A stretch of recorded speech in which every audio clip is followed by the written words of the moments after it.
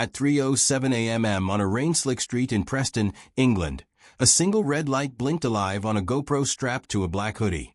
The man wearing it, face hidden behind a matte black balaclava, didn't flinch when the first police van screeched around the corner. He zoomed in, steady as a sniper, on the glowing sign above the station doors, Greenbank Police HQ. This was no robbery, no graffiti, no protest. This was an audit. And within 5 minutes, the auditor would be in handcuffs. Within 2 years, he'd be £31,000 poorer. Within a decade, his story would be whispered in every corner of Britain's growing copwatch underground as a warning, a rallying cry, and a ghost story all at once. This is how a camera became a weapon, a mask became a liability, and a 5-minute detention became a £100,000 courtroom war. His real name was Daniel Shaw, but the internet knew him only as Auditing Lancaster. He was 34 years old, unemployed for 18 months after a warehouse injury left him with a limp and a £4,200 personal injury payout that had vanished faster than it arrived. He lived in a damp council flat above a kebab shop on Penny Street, where the smell of doner fat seeped through the floorboards and the Wi-Fi was stolen from the curry house next door. Daniel had once been a forklift driver, stacking pallets of frozen peas in a refrigerated depot near the docks. Now he was a soldier in a digital rebellion. It started innocently enough. A mate sent him a video. UK police harass photographer. You won't believe what happens. Daniel watched it at 2 a.m., bleary-eyed, nursing a warm can of Stella. The auditor in the clip stood outside a police station in Birmingham, calmly narrating as officers demanded ID, threatened arrest, and eventually backed down when the man recited Section 43 of the Terrorism Act like a priest reciting scripture. The video ended with the auditor walking away untouched, the officers red-faced, the comment section ablaze with "We need more of this," and "Power to the people." Daniel rewound it 3 times. Then he opened YouTube on his cracked Samsung phone and typed, "How to start auditing." By dawn, he had ordered a £79 action camera from eBay, a black balaclava from Amazon, and a second-hand high-vis vest from a car boot sale in Morecambe. He told himself it was about accountability. He told his mum it was a bit of filming for fun. He told the job center it was self-employment in media production. None of them believed him. But none of them stopped him. The first audit was clumsy. He stood outside Lancaster Police Station on a Tuesday afternoon, camera shaking in his gloved hands, voice cracking as he announced, "I'm just recording publicly owned buildings, offices, no laws broken." A PCSO wandered over, asked if he was lost, and wandered off again when Daniel mumbled something about freedom of information. The footage got 312 views. The second audit, outside the magistrate's court, got 1,800. By the 10th, he had 8,000 subscribers and a PayPal link in his bio that pinged with £5 donations every time he uploaded. He bought a better microphone. He learned to slow his breathing. He learned the magic words, "I do not consent to a stop and search without reasonable suspicion, and am I being detained, or am I free to go?" He learned that the balaclava made police nervous. He learned that nervous police made good content. He learned that good content paid the rent. But Daniel was not reckless. He read the College of Policing guidance. He memorized the Human Rights Act. He joined private Facebook groups where auditors swapped bodycam footage like baseball cards. He watched American First Amendment auditors, News Now California, Honor Your Oath, Bay Area Transparency, and adapted their scripts to British law. He told himself he was a journalist. He told himself he was an activist. He told himself he was necessary. And for a while, it worked. He filmed bailiffs clamping cars. He filmed council workers ticketing disabled bays. He filmed security guards in shopping centers who didn't know the difference between private property and the public highway. Every time someone backed down, he grew bolder. Every time someone pushed back, he grew richer. By the winter of 2022, he had 42,000 subscribers and a Patreon bringing in £1,200 a month. He upgraded to a Sony ZV-1. He bought a drone. He started driving to audits in a battered Vauxhall Corsa with Auditing Lancaster vinyl stuck across the rear window. He was, in his own mind, untouchable. Then came the night of the 14th of February, 2023. Valentine's Day. The night the mask came off. He had planned it for weeks. Greenbank Police Station was the big one, Lancashire Constabulary's headquarters, a brutalist slab of concrete and glass on the edge of Preston city centre. It had floodlights, CCTV, and a reputation for not tolerating nonsense. Perfect. Daniel wanted a reaction. He wanted the algorithm to feast. He wanted the comment section to explode with "This is WHY we audit." He parked the Corsa 3 streets away, pulled on the balaclava, and walked the last half-mile with the camera already rolling. The streets were empty. A fox screamed in an alley. A taxi's brakes hissed at the lights. He crossed the road and took up position directly opposite the station's electric gates, 50 meters back, behind a low brick wall. He zoomed in on the signage. He panned across the patrol cars.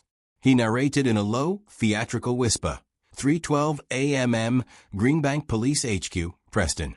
We're here to document publicly funded infrastructure. No laws being broken. Just holding power to account. He felt the familiar rush, adrenaline sharper than any drug he'd ever tried. He waited. They came faster than he expected. A marked van reversed out of the Sally Port at speed, blue lights strobing across the wet tarmac. 2 officers jumped out, boots crunching on grit. One was tall, shaved head, body-worn camera already recording. The other was shorter, stocky, Lancashire accent thick as gravy. "Evening, pal," the tall one called. "What you doing out here?" Daniel's heart hammered, but his voice stayed level. "Just filming in a public place, officer. Perfectly legal." The stocky one tilted his head. "Bit late for a stroll, isn't it? And the mask, what's that about?" "Protecting my identity," Daniel said. "I've had threats." "Threats?" The tall officer stepped closer. "From who?" "Members of the public. Other auditors. It's a risky job." The officers exchanged a look. The tall one spoke again. "Right. Under Section 43 of the Terrorism Act, I'm detaining you to establish your identity and purpose. 5 minutes. Hands out of your pockets."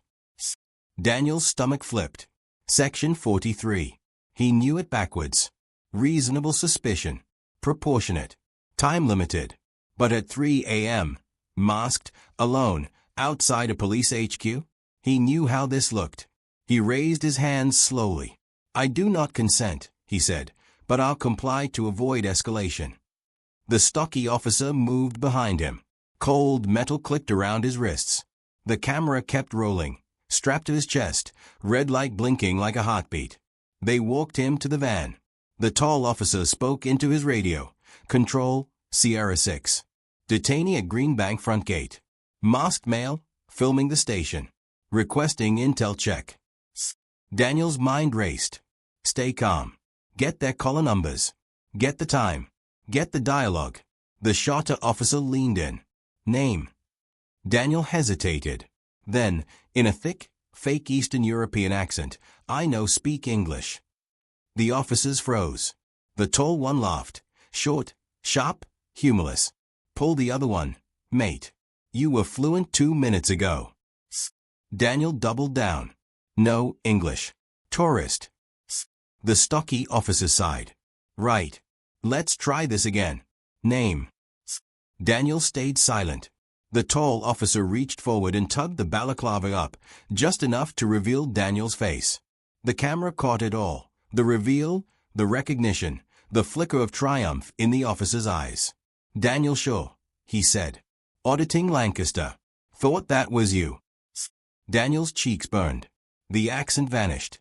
"You can't just..." "We just did," the officer said. 5 minutes starts now." They sat him on the curb.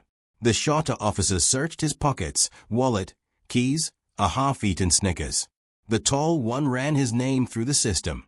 Daniel stared at the camera lens, inches from his face, and narrated through gritted teeth. "Currently detained under Section 43. No reasonable suspicion articulated. Officers refusing to provide caller numbers. This is textbook harassment."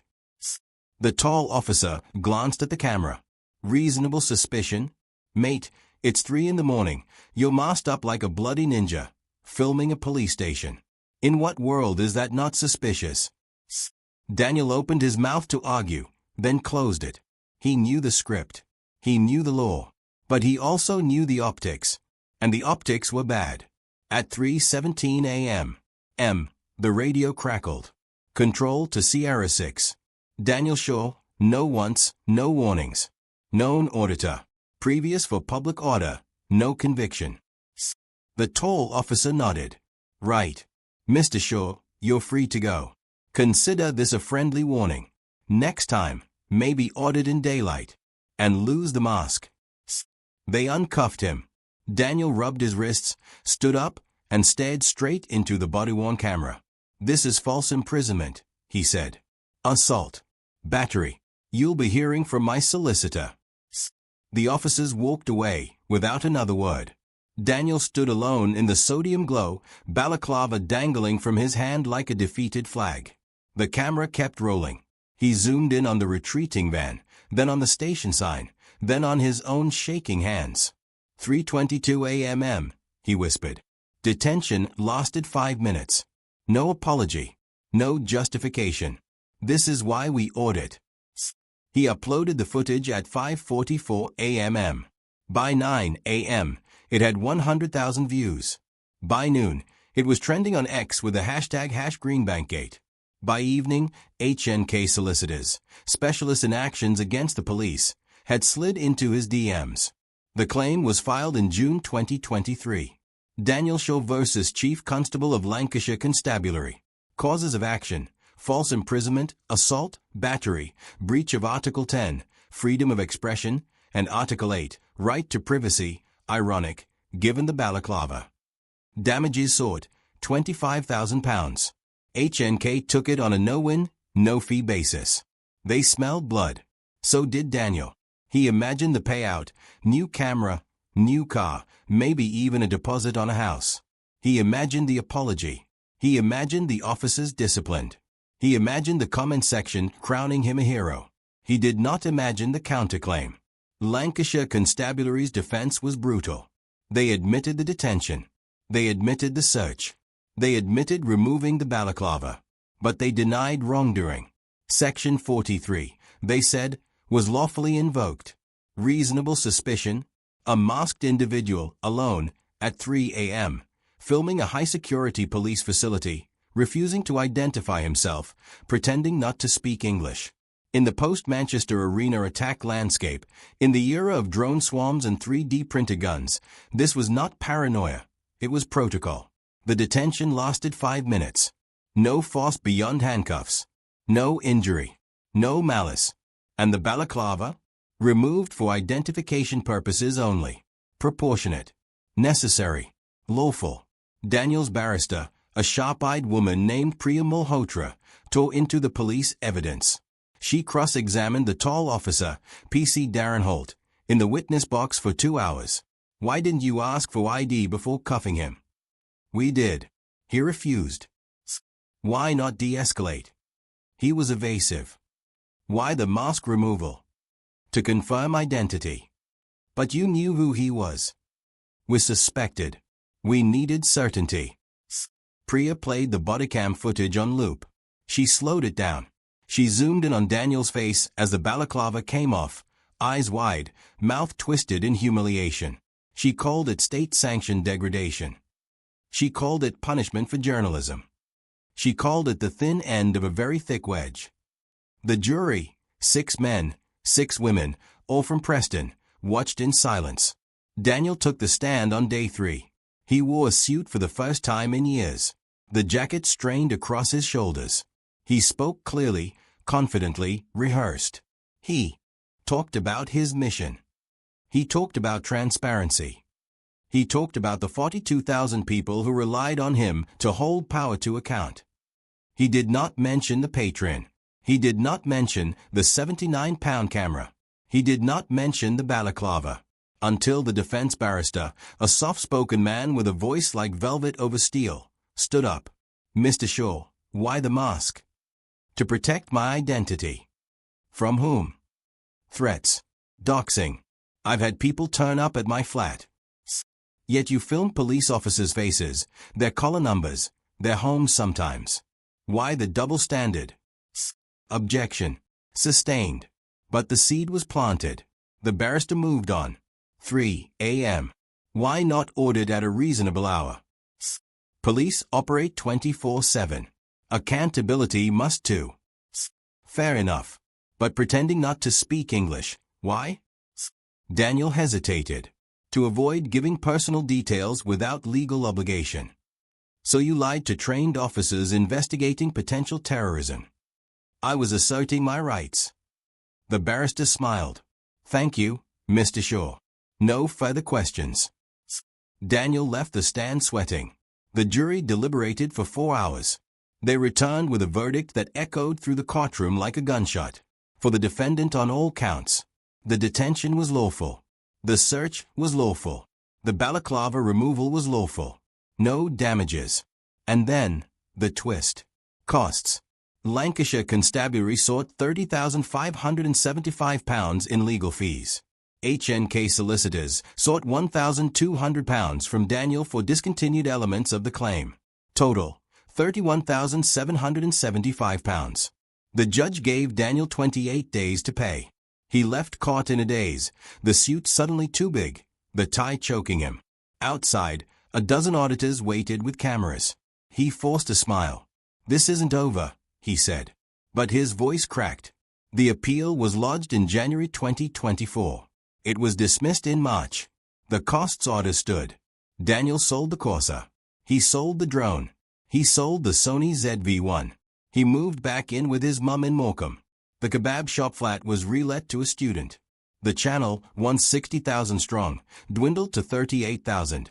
The algorithm buried him. The comments section turned. Should have taken the mask off. Played stupid games, won stupid prizes. Section 43 isn't a suggestion, mate. He stopped auditing. He started stacking shelves at Aldi. He paid £200 a month toward the debt. At that rate, he'd be free in 2039. But the story didn't end. In auditing circles, Greenbank became legend. New auditors wore balaclavas in solidarity. Some got arrested. Some got payouts. Most got nothing. Daniel's footage was dissected in training videos at Hendon Police College. Case study, reasonable suspicion at night. PC Darren Holt got a commendation. HNK Solicitors closed their auditor division after 3 more losses. And somewhere, in a damp bedroom in Morecambe, Daniel Shaw kept the original GoPro. He never charged the battery. He never deleted the file. Sometimes, at 3:07 a.m., he played it back. The red light blinked. The van screeched. The cuffs clicked. And for 5 minutes, he was untouchable again.